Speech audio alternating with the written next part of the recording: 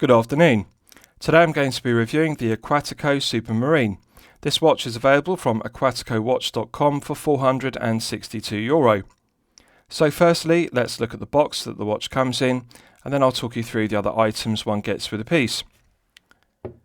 So the watch comes in a wooden watch box, stainless steel hardware. There are two magnets in the lid which attract two magnets in the base. The interior is fully lined with a black velour fabric to a good standard, and the watch sits in the base inside a foam cutout panel as one would expect. Aquatico deserve credit for using a wooden watch box at this price point rather than the default option of a plastic or cardboard watch box. With regards to the other items, this is the owner's instruction manual, which is in the form of a fold-out leaflet.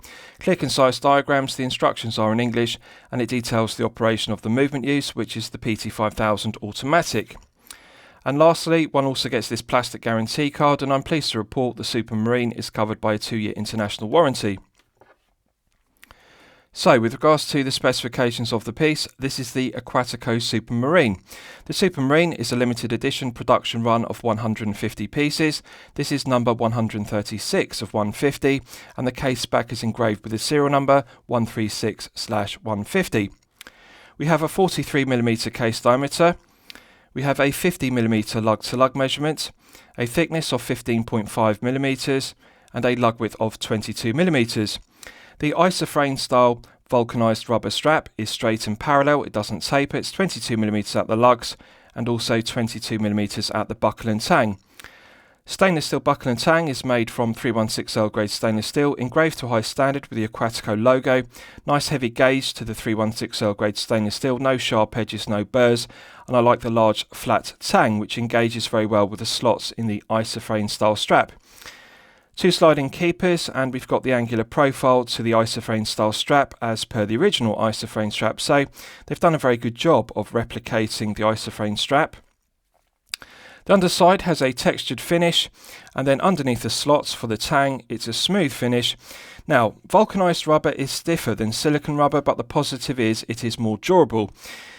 Vulcanized rubber straps really last a lifetime because they don't split and crack around the spring bar, which is an area that's prone to wear and tear on silicone rubber straps. It feels slightly stiffer than FKM rubber, but the durability aspect really is very good. Nothing is stronger than vulcanized rubber, it really is top grade rubber, and I'm pleased to see they've used that rather than the cost-cutting measure of silicone rubber. With regards to the rest of the specification, we have a flat sapphire crystal with blue tinted AR coating on the underside. And the blue tinted AR coating does an outstanding job of reducing the glare and the highly reflective nature of the flat sapphire crystal. The dial has perfect symmetry, date complication at 3 o'clock, white date wheel with black Arabic numerals is clearly legible.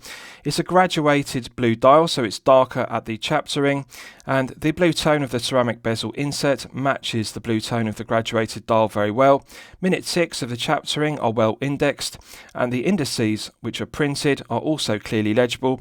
One detail I like is the use of a contrasting large orange plongeur style minute hand, and that does fit the aesthetic of a 1970s piece, because if you look at the tonneau case, it's got that 1970s vintage tonneau case shape.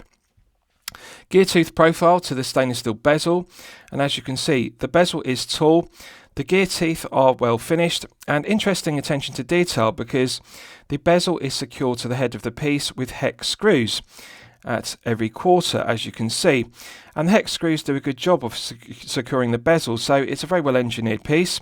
The ceramic bezel insert is very well finished, nice matte finish to it, and it's fully inlaid with BGW9 Superluminova.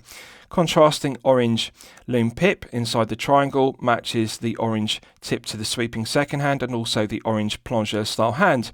So very nice design, and I really like the symmetry of it, and the legibility is outstanding.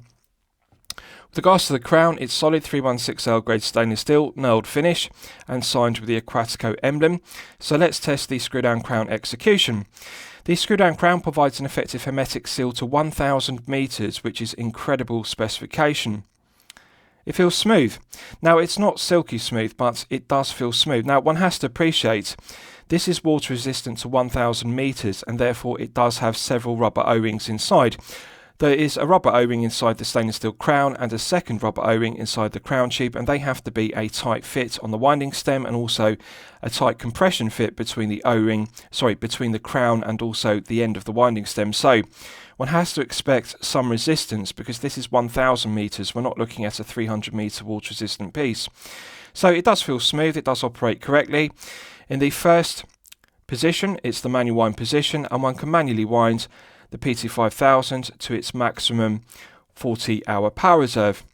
Now, the PT5000 isn't as smooth to manually wind as an NH35A, and that's a characteristic of the PT5000.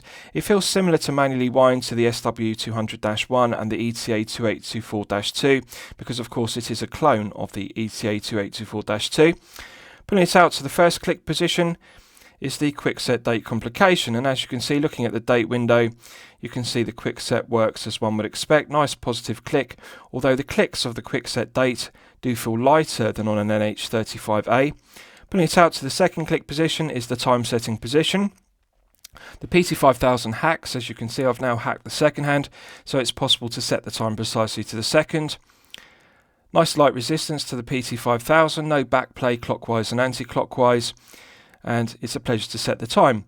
Pushing back in the crown's got a nice positive click, and that restarts the movement. So let's test screwing it back down. Immediate thread pickup. Now, although it's not silky smooth, it does have some friction. The threads do pick up instantly. There is a good interface between the internal thread of the stainless steel crown and the external thread of the crown tube, so the crown does work very well.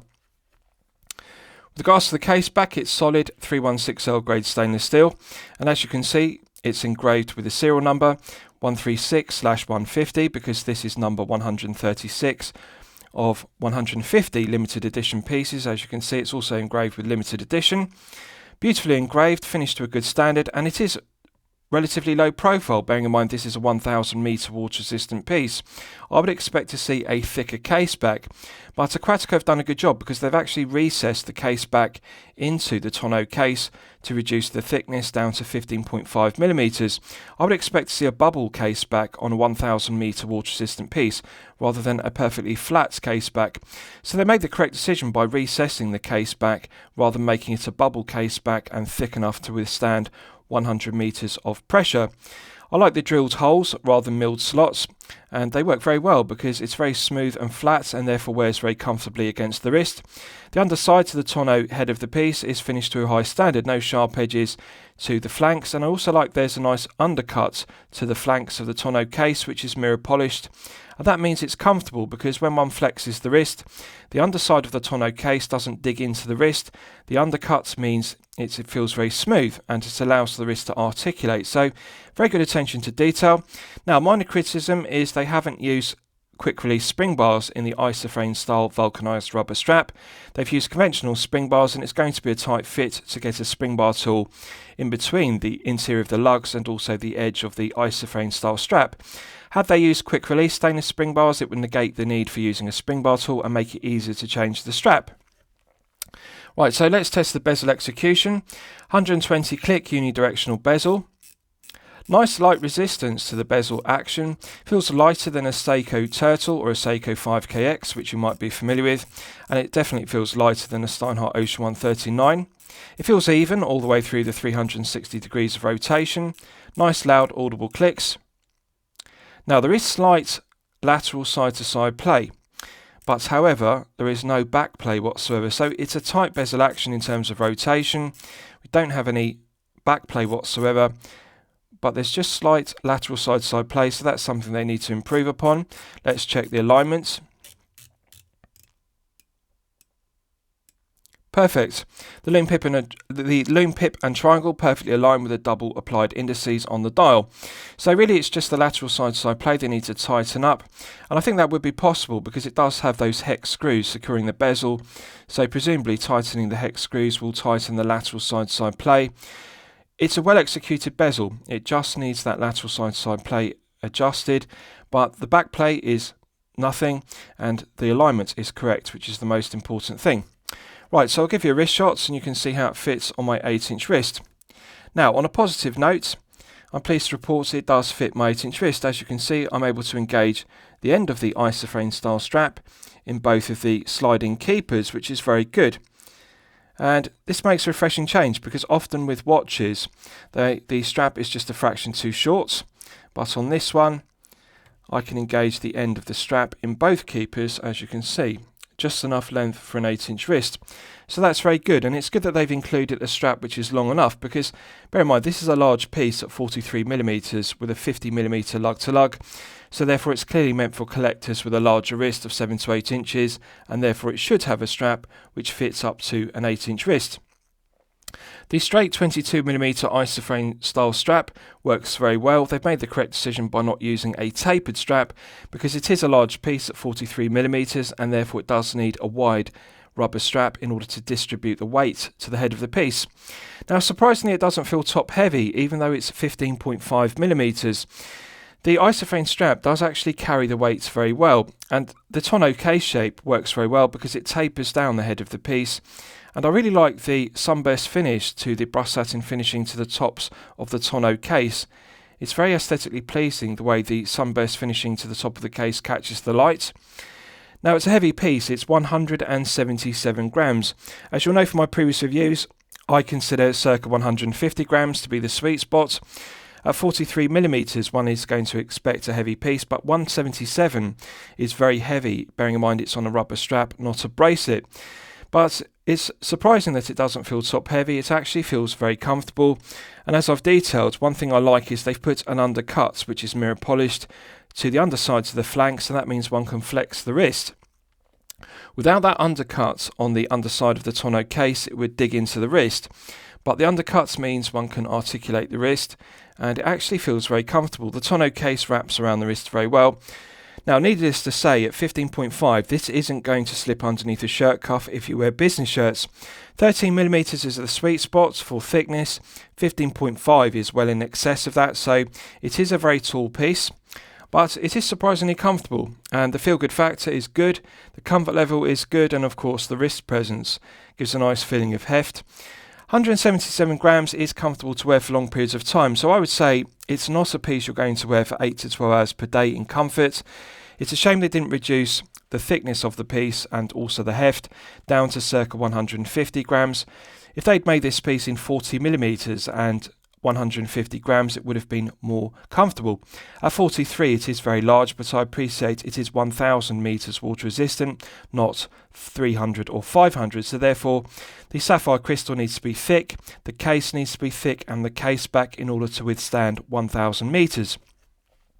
If you look at the left hand flank, you can see they've done a good job of recessing the helium escape valve in the left hand flank, and it's done to a very good standard. The style of the recessed case, the helium escape valve, reminds me of the Rolex Deep Sea Dweller, and they've done a very good job. It's very unusual to see a recessed helium escape valve at this price point, €462. Right, so let's do a lume test and we'll see how the lume performs when it's charged up to the absolute maximum. So as always, I'm going to use my 100 UV LED torch to charge it up to the absolute peak. Right, so that's now fully charged, and as you can see, it has not disappointed. This is BGW9 Superluminova. Perfect colour tone match between the ceramic bezel insert, the printed indices on the dial, and also the hands. And also like that the large orange contrasting plunger hand has plenty of lume. This is clearly 5 to 6 layers, and I'm pleased to see Aquatico haven't used the cost-cutting measure of only applying 2 to 3 layers. The minute ticks on the ceramic bezel insert are fully inlaid with lume. And I really like the legibility. One can clearly read the minutes and also the minute ticks on the ceramic bezel inserts. The symmetry of the dial is very good. It has good orientation because we have larger double printed indices at 12 o'clock. So one can clearly orientate the dial. It's glowing brightly and it will continue to glow for a good length of time. So BGW9 really is outstanding quality and I really like it. Right, so let's discuss the movement used. You will all be familiar with the HK Precision Technology PT5000. It has 25 joules and it runs at 28,800 vibrations per hour and a frequency of 4 Hz. It has hand winding and hacking, which use for complications. 40-hour power reserve is perfectly acceptable. The stated accuracy of the PT5000 is plus or minus 12 seconds per day. I'm pleased to report that Aquatico are well regulating the PT5000s they're using. This one is running consistently at plus 6 seconds per day, which is very good for a PT5000. Now, I can confirm that Aquatico are using genuine HK precision technology PT5000s. They're not using clones of the PT5000 as per other brands, and they deserve credit for that. The HK precision technology PT5000s are better lubricated and they are better regulated from the factory. The build quality, quality control and materials are superior to the copies, which often fail because they're not lubricated correctly. With regards to reliability, the PT5000 sometimes has reliability issues with regards to manually winding. It's a clone of the ETA 2824-2. And also, it's very similar. The architecture is very similar to the SW200-1, which is also a clone of the ETA 2824-2. Early versions of the PT5000 had some problems with manual winding because of the lack of lubrication. The movements weren't lubricated correctly, and there was a weakness in the crown winding gear and also the ratcheting wheel. So I'm pleased to report that the later versions of the PT5000 made by HK Precision Technology, they are regulated better, they're also lubricated better, and they tend to be more reliable. So I would have no reliability concerns about the PT5000 used in this piece, but bear in mind that they're not as pleasant to manually wind as the Seiko NH35A, so that's something to bear in mind if you like to wear your watches in rotation and therefore manually wind them to top up the power reserve versus putting them on an automatic watch winder. But it's a good choice of movement, it's accurate, it's reliable, and I'm very pleased with it. I think the PT5000 is the correct choice. So lastly, I'll summarise the piece. What do I think of it overall? Well, when I'm considering reviewing a watch on my channel, the watch should meet two criteria. It should be both excellent quality and excellent value at the respective price point. So the specification of this piece is very strong at €462. 1,000 metres is incredible specification. At this price point, one would expect 300 or 500 metres. To get 1,000 metres is an incredible achievement for Aquatico, bearing in mind they're a micro brand. The helium escape valve is well executed, and it's good to see hex screws used to secure the bezel to the head of the piece. No cost-cutting measures. We have BGW9 Superlume Nova, fully loomed ceramic bezel insert, and also we have 1,000 metres. The screw-down crown is very good. Screw-down case back is very well finished. The finishing to the head of the piece is good. I like the vertical brass satin finishing, and also like the flawless mirror polishing to the undercut, which enhances comfort.